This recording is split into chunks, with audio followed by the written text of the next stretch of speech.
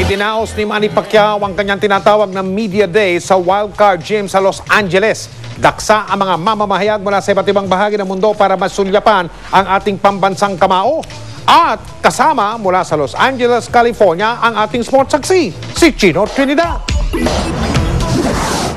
Inunahan ng 7th Division World Champion ang pagsikat ng araw upang simulan ang kanyang long run para sa non-sparring day ng Miyerkules.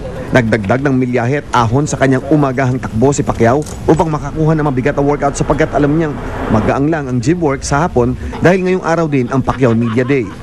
Matapos ang kanyang morning workout, ang kanyang baga at vocal cords naman ang kanyang ininsayo para paghandaan ng ilang singing commitments bago at pagkatapos ng kanyang laban kay Antonio Margarito. Pag-ibig ay wag mong kalilimutan.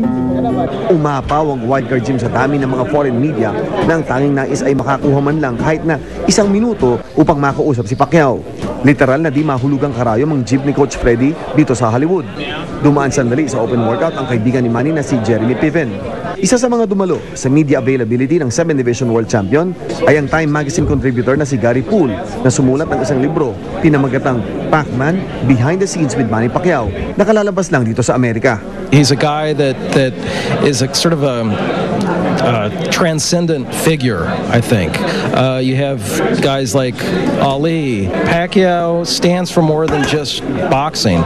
He stands for poor people around the world. And I think people really connect to Pacquiao because he's such a charismatic guy, but they also connect to him because of who he is as a person. Hindi na nagtataka ang manunulat kung bakit sino man ang makalaban ng Boxer of the Decade ng Boxing Writers Association of America ay pinagkakaguluhan pa rin ito ng foreign media. I think the thing that's fascinating about Pacquiao is for all that he's accomplished, it always comes back to his humility. It's interesting to see a guy who is this accomplished, is this famous, show such humility, and I think it's a testament to who he is and who he will become. Mula sa Los Angeles, California, Chino Trinidad Acuduto, 24 oras. Samantalang marahil ay hindi alam ng marami na bukod sa pagiging isang TV host at basketball superstar, aktibo rin sa kanilang barangay si Chris Chu. At sa katatapos lang na botohan nitong Lunes, siya ang nangunang kagawad sa Barangay Urdaneta sa Makati. Nakatutok si Rafi Tima.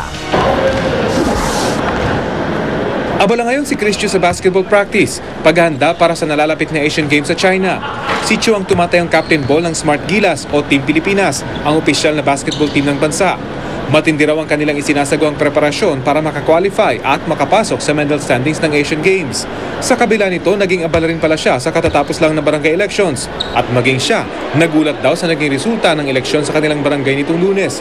Lumabas kasing number 1 kagawad siya matapos ang bilangan ng boto sa Barangay Urdaneta sa Makati.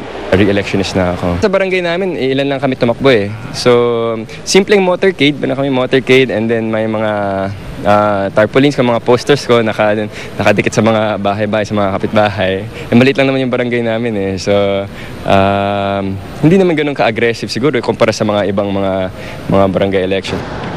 Matapos manalo bilang number 1 kagawad, may plano pa kaya siyang magtuloy-tuloy sa politika at tumakbo sa mas mataas na posisyon? Mahirap magsabi ng as early as now. Siyempre, lahat yung plano naman yan, si Lord naman nakakaalam yan eh. Kung ano yung plano niya para sa atin, ano lang naman tayo, instrumento lang naman niya eh. So, kung para sa atin, then mangyayari yun. Mula nang maging sangguniang kabataan chairman sa kanilang barangay noong 2002 hanggang 2007, may ilang nanginganyo na raw sa kanya na tuluyan ang pumasok sa mundo ng politika. Pero ayon sa 25 taong gulang na atleta, sapat na raw muna ang pagiging kagawad sa kanilang barangay. Bukod dito at sa basketball, pagtutunan daw muna niya ng pansin ang pagiging host sa Kapuso Network. Bukod sa Ripley's Believe It or Not, may bago siyang show sa GMA7. Papasalamat din ako sa GMA na very, alam naman nila kung ano yung mga shows yung bagay sa akin eh. And yan din yung isa sa mga advocacies ko, yung entrepreneurship. Sakripisyo lang talaga, time management. Rafi Tima, Nakatutok, 24 oras.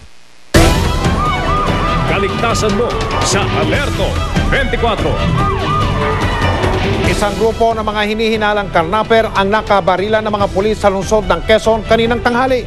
Isa sa mga sospek ang patay. Si Jiggy Manikad, naka-alerto 24. Itong tumambad sa mga residente ng Project 6 sa Quezon City kanina. Sa kabaan ng Road 8, isang bangkay ng isa sa mga sospek ang naiwan sa kalsada matapos ang habulan ng mga iniinalang karnaper at tauhan ng PNP Highway Patrol Group. Bandang tanghali ng mamata ng mga pulis ang kulay green na Montero Sport na ito na matagal na raw nilang minomonitor dahil nakareport na karnap. Hinarang nila ito pero binangga at pinuputukan sila ng 3 sakay. Sa pagtakas ng sospek ayon sa mga residenteng nakakita, inihulog nila ang isang sugatang kasamahan at iniwan na hanggang sa mamatay. Habang tumatakas, kitang-kita ng isang saksi kung paano naman ito nabangga at napataob ang isang taxi.